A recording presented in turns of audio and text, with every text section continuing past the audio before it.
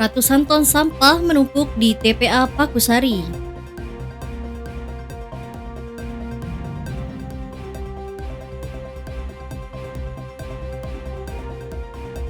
Era digitalisasi, lapak penjual buku kian sepi peminat.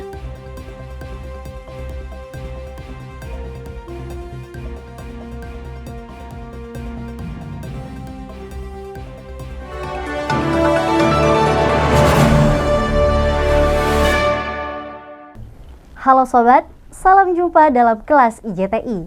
Ruang profesional menjadi jurnalis merdeka. Bersama saya Abir Nabila di News 58. Selain dua informasi tadi, kami juga akan menyajikan informasi menarik lainnya. Tetap di News 58.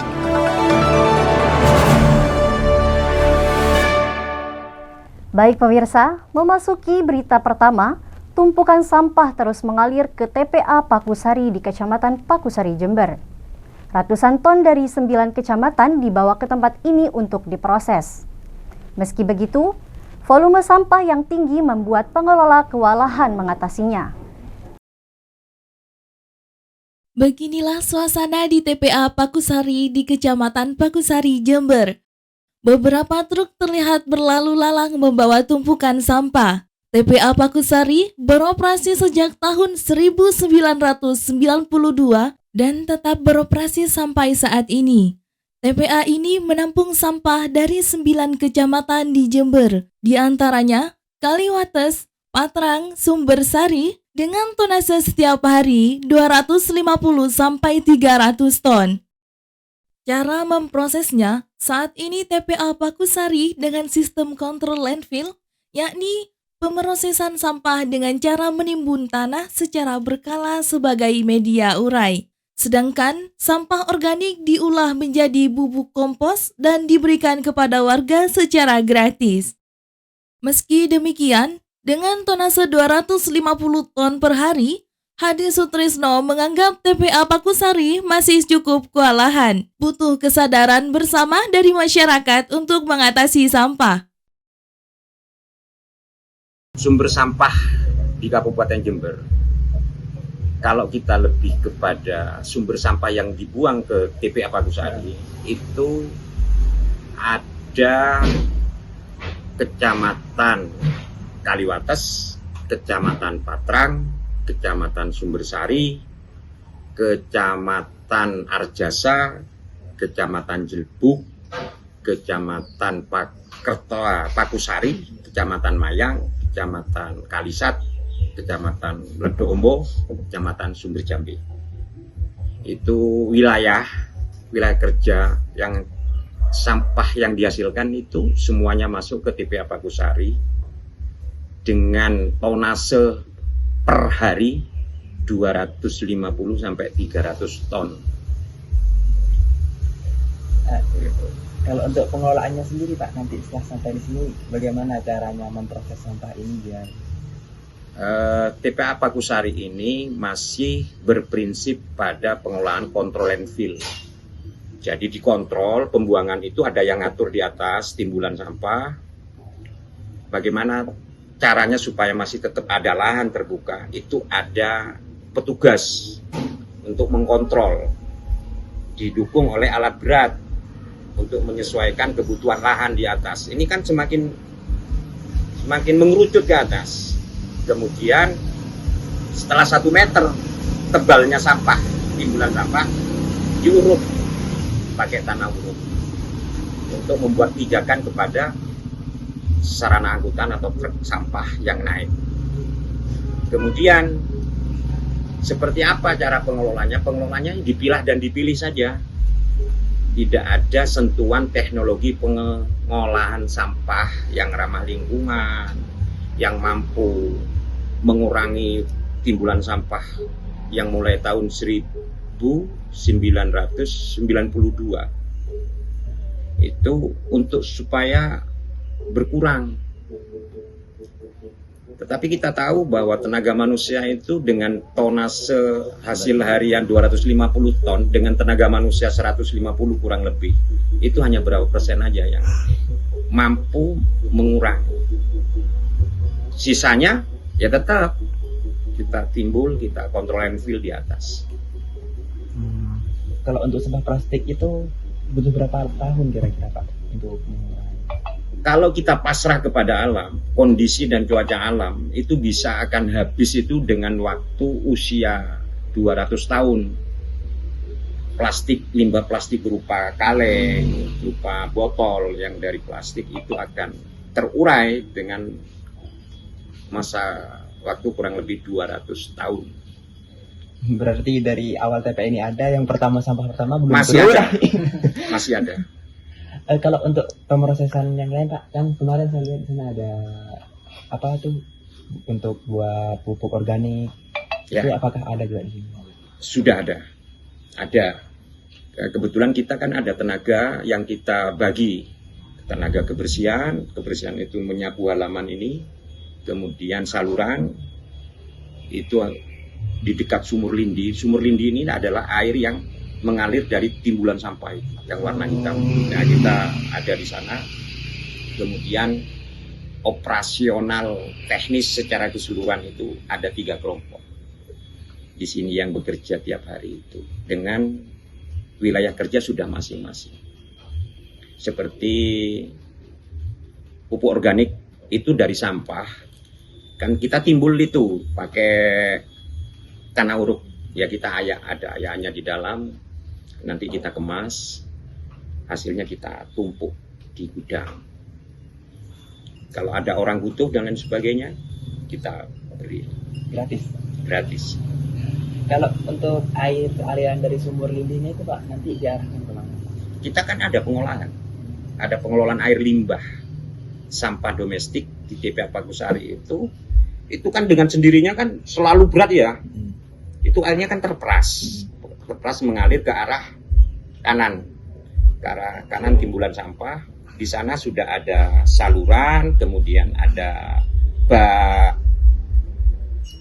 resapan. Dari resapan kita angkat, kita sedot ke bak pengendapan. Dari pengendapan kita dorong ke kolam pertama yang sudah mulai sedimentasinya turun, sudah mulai air saja. Dari kolam pertama jatuh ke kolam kedua yang besar itu sudah mulai berubah warna juga, baunya juga berkurang. Ke kolam terakhir, di sanalah sebagai indikator bahwa air lindi ini dengan diberi ikan lele, ikan nila, tawes, kalau sudah bisa hidup di sana, air ini sudah bisa dibuang ke media lingkungan luar. Catatan, kita secara periodik mengambil air itu untuk dilaboratoriumkan untuk mendapatkan hasil baku mutu air. Berarti sudah aman. Ya, kalau dari hasil air kita tidak pernah ada masalah dengan masyarakat. Ada sumur monitoring. Sumur apa kemarin itu Farid yang kita monitoring itu sama dengan sumur pantau. Sumur pantau kita ada. Sumur pantau. Kita punya 3 titik pantau. Di situ sudah bisa dikatakan airnya sudah layak untuk dikonsumsi, gitu, ya. Untuk cuci tangan, untuk siram-siram gitu. Di mana aja Pak kalau boleh tahu tempat pantaunya? Ada 3 titik sumur pantau. Ya, tempat untuk penaatan. Penaatan itu adalah sumur yang akan diambil untuk dibawa ke laboratorium untuk mendapatkan nilai apakah sudah bagus, apa memang sudah dilakukan pengelolaan air limbah di sini. Ada 3 sumur pantau. Kemudian sumur lindi 2, ya, sumur lindi 2. Ada di dekat sampah, di selatan 1, di belakang kanan ini 1. Dan itu sumur lindi yang belum dikelola, itu disedot oleh mobil tangki kita. Itu untuk nyemprot lahan ini sudah bagus. Selain itu, TPA Pagusari juga memiliki pengelolaan limbah air, sehingga tidak pernah ada masalah dengan warga sekitar. TPA Pagusari memiliki tugas sumur pantau dan 2 sumur lindi. Pantau. Kita punya 3 titik pantau. Di situ sudah bisa dikatakan airnya sudah layak untuk dikonsumsi, ya, untuk cuci tangan, untuk siram-siram gitu. TPA Pakusari menjadi garda terdepan pemrosesan sampah di Kabupaten Jember. Namun kesadaran masyarakat merupakan solusi utama untuk mengatasi masalah sampah. 150 karyawan di TPA Pakusari tak akan mampu memproses sampah ratusan ton setiap harinya. Dari Pakusari Jember, tim liputan melaporkan.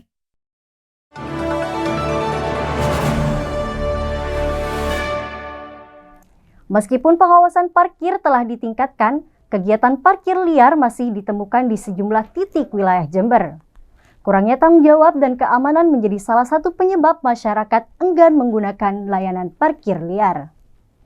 Aktivitas parkir liar masih menjadi permasalahan yang kerap dijumpai di sejumlah wilayah Jember. Meskipun terdapat petugas yang menjaga, namun perbedaannya kerap dianggap kurang memberikan rasa aman bagi pengguna kendaraan. Menurut salah satu juru parkir, mengungkapkan parkir liar masih tetap ada, namun petugasnya tidak memiliki tanggung jawab yang jelas apabila terjadi kerusakan atau kehilangan kendaraan. Meskipun saat ini wilayah parkir liar sudah mulai ditertibkan, namun masih ditemukan beberapa orang yang memilih menjaga parkir secara mandiri untuk mencari rezeki.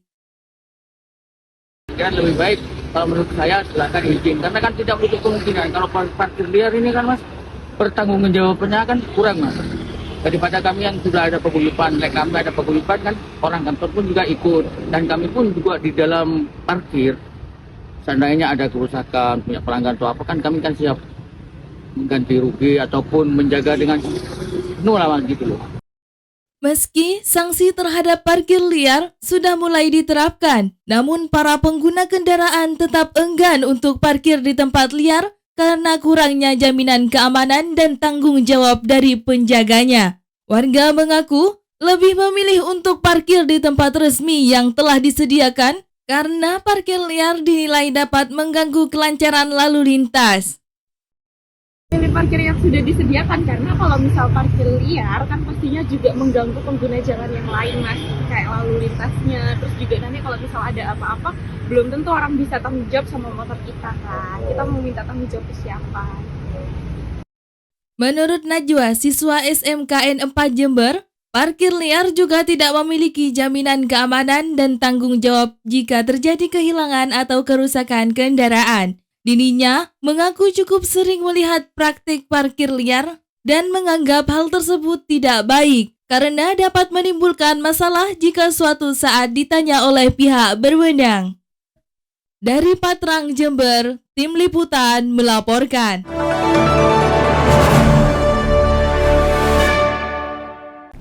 Era digitalisasi, lapak penjual buku kian sepi peminat. Informasi selengkapnya tetap bersama kami di News 58.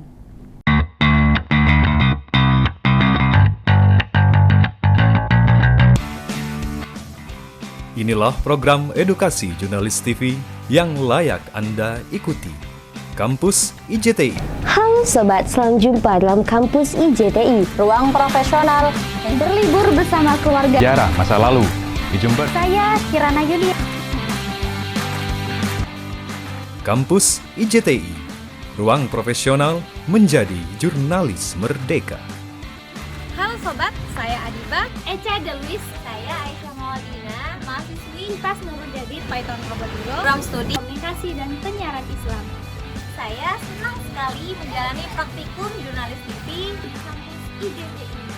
Di tempat mental lapang, belajar secara langsung teknik reportase, berbasis audiovisual, dan memproduksi materi berita televisi. Menimba ilmu dan pengalaman kepada ahlinya. Peserta diarahkan terlibat langsung dalam proses hunting berita, membuat skrip atau naskah berita televisi, voice over, dubbing, hingga proses editing video. Ayo bergabung dalam Kampus IJTI. Di tengah era digital, teknologi informasi yang berkembang cukup pesat ternyata berpengaruh besar terhadap lapak penjual buku di belakang komplek pertokoan Johar Plaza. Hari ke hari, minat masyarakat untuk membeli beragam jenis buku kian menurun. Hidup segan, mati tak mau. Itulah kiasan tepat bagi penjual buku di sekitar kompleks pertokoan Johar Plaza, Kecamatan Kaliwates Pusat, Kota Jember. Kondisi ini tidak lepas dari perkembangan era digital di mana teknologi informasi sangat mudah diakses hanya dengan menggunakan gadget. Dari sekian banyak deretan lapak penjual buku di lokasi ini, hanya 2 penjual buku yang masih tetap bertahan. Salah satunya, lapak milik Heri yang tetap berdiri sejak tahun 1992 silam. Stok beragam jenis buku disediakan, mulai dari novel, buku pelajaran, dan berbagai jenis buku keilmuan dan literasi disediakan dengan harga terjangkau. Era globalisasi, jadi pembelian berkurang. Alasannya juga kan ada semacam digital komputer, HP, ataupun dari alat elektronik yang lain lebih canggih. Peminat buku berkurang. Bagi sebagian orang, lapak penjual buku di sekitar kompleks pertokoan Johar Plaza ini menjadi tempat bernostalgia. Membuat kakak minat beli di lapak ini?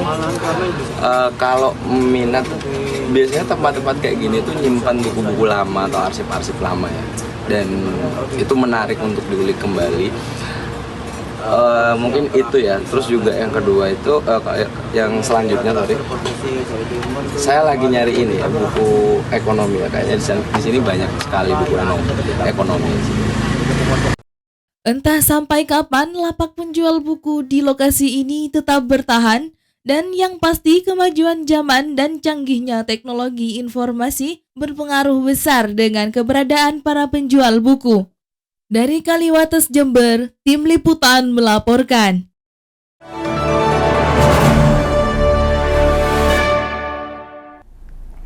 Jika ingin menikmati kuliner khas Thailand, Anda tak perlu lagi pergi jauh.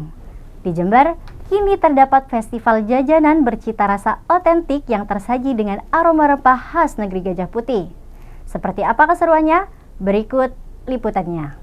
Santai Street Food merupakan sebuah festival jajanan khas Thailand yang ada di sebuah pusat perbelanjaan di Jember, Jawa Timur. Keberadaannya pun menjadi daya tarik pengunjung yang penasaran dengan kelezatan kuliner khas negeri Gajah Putih itu.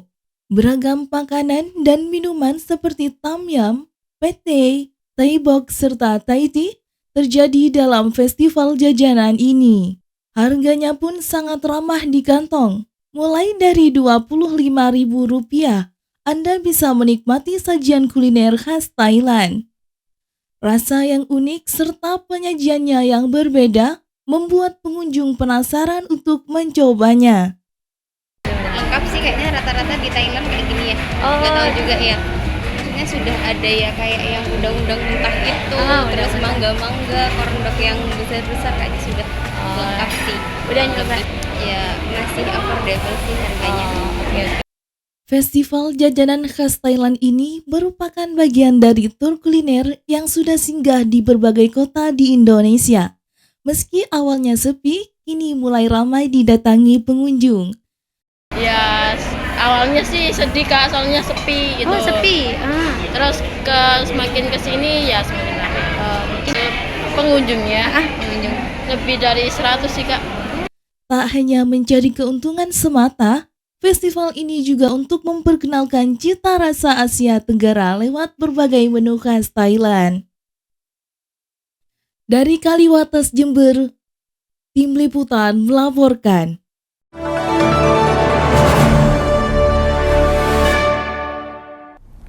Es teler creamy ala kedai Jawa 21, kuliner segar yang ramah di kantong. Informasi selengkapnya akan hadir sesaat lagi. Tetap bersama kami di News 58. Program Studi Komunikasi dan Penyiaran Islam berdiri di bawah Fakultas Agama Islam Universitas Nurul Jadid sejak tahun 1996. Prodi Komunikasi dan Penyiaran Islam merupakan prodi yang mengintegrasikan ilmu komunikasi dengan dasar keislaman yang merujuk pada trilogi dan panca kesadaran Pondok Pesantren Nurul Jadid. Kamera, roll in action. Kembali lagi bersama kami di podcast KPI, bincang-bincang santai menuju masa depan.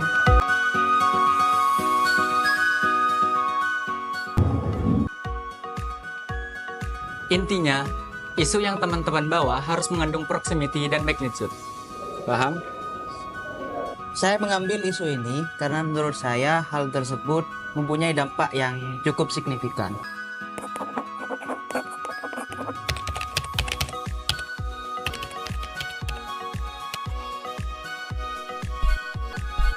Teknik editing video dan desain menjadi salah satu skill yang harus diselami oleh mahasiswa dan mahasiswi program studi komunikasi dan penyiaran Islam.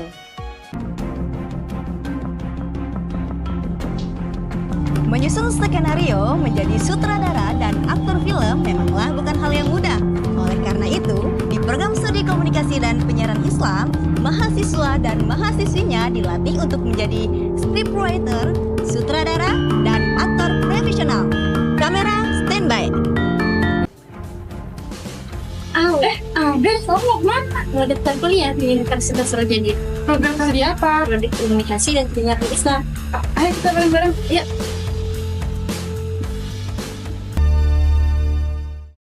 Jember tak hanya dikenal dengan pesona alamnya yang memukau. Kota ini juga menyimpan beragam kuliner menggoda yang sayang untuk dilewatkan. Salah satunya adalah Kedai Jawa 21, tempat yang menghadirkan es teler creamy dengan cita rasa lezat, tampilan mewah namun tetap ramah di kantong. Seperti inilah Kedai Es Jawa 21 yang berada di Jalan Buntu sekitar gedung DPRD Jember yang kini menjadi incaran banyak orang karena menyajikan kuliner es yang lain dari kedai es lainnya. Rasa yang lebih kental, buah yang lebih banyak, dan harga yang sangat terjangkau menjadikan kedai ini menjadi buruan masyarakat. Seporsi es teler di Kedai Jawa 21 ini dibanderol mulai dari harga Rp10.000 saja. Tak hanya dibuat dengan bahan segar dan berkualitas, es teler juga dibuat melalui proses yang sangat higienis dan menjaga kebersihan saat penyajiannya. Es teler ini memiliki variasi rasa dan topping yang bisa Anda pilih sesuai dengan selera Anda. Gurih dan creamy. Sebelumnya Mbak pernah membeli es teler di tempat lain? Iya. Kenapa Mbak pengen di sini aja gitu? Memilih di sini. Karena cuma sekarang ini Mbak saya di sini ya. Katanya di sini tuh enak gitu. Terus lebih creamy gitu rasanya. Berarti yang spesial Mbak dari sini apa? Creamy. Iya. Selain itu harganya gimana Mbak? Terjangkau. Awalnya sih FOMO aja ya, cuman karena rasanya enak jadi balik lagi gitu. Kalau menurut Mbak rasanya gimana Mbak? Baru pertama kali nyoba. Oh, baru pertama kali Iya. Mbaknya? Kalau kataku sih rasanya creamy, enak gitu sih. Memang worth it sama harganya. Harganya biasanya Mbak beli berapa? Biasanya tuh 15 ke atas, tapi kalau ini kan 10.000. Jadi dengan harga segitu dan rasa yang enak, jadi worth it buat dibalikin lagi buat beli kayak gitu. Apa bedanya es teler ini dengan es teler yang lain yang biasanya Mbak beli? Bedanya sih nggak banyak ya, cuman kalau yang ini lebih kental aja sih kuahnya. Jember, kota yang tak hanya terkenal akan keindahan alamnya, namun juga memiliki beragam kuliner yang patut Anda coba. Salah satunya adalah Kedai Jawa 21 yang menjual kuliner es teler yang lezat dan mewah namun ramah di kantong. Dari Sumbersari Jember, Tim Liputan melaporkan.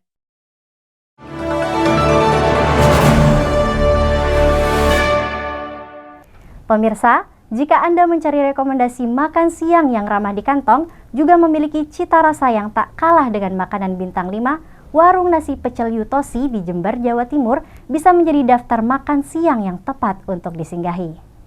Warung Nasi Pecel Garahan Yutosi yang berada di Jalan Kalimantan, Kecamatan Sumbersari, Jember ini mulai berdiri sekitar 2018 yang lalu. Dan warung ini selalu menjadi rujukan mahasiswa maupun masyarakat umum. Tak hanya menyediakan menu nasi pecel saja, tapi warung nasi pecel Yutosi ini memiliki banyak menu seperti rawon dan lalapan yang tentunya sudah terjamin akan cita rasanya. Salah satu mahasiswi mengungkapkan, warung nasi pecel sederhana ini berlokasi di tempat yang strategis. Namun jangan khawatir, warung Yutosi memiliki harga yang ramah di kantong. Karena menunya juga murah-murah dan worth it juga buat mahasiswa ngekos gitu aja. Kebetulan akunya juga pesan pecel yang ori dan tambah juga telurnya. Ya langganan sedikit sih mas. Oke, sekarang pesananku sudah tiba, sudah ada di depan kita, yaitu nasi pecel original plus tambahan telur 1 dan tempe.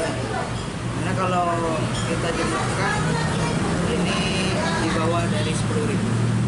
Jadi cukup worth it lah bagi kalian yang mempunyai budget pas tapi pengen kenyang gitu. Lalu mari kita coba nasi pecel Yutosi ini, mari kita coba. Walaupun terbilang sangat murah, soal cita rasa nasi pecel Yutosi melekat dengan khasannya. Bagi Anda yang penasaran, langsung saja datang ke warung nasi pecel Yutosi. Dari Sumbersari, Jember, tim liputan melaporkan.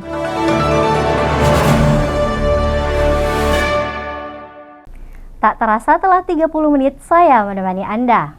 Menjadi jurnalis profesional, memperkuat kemerdekaan pers, berkontribusi untuk negeri. Sampai jumpa pada episode berikutnya. Saya Abi Nabila, pamit undur diri.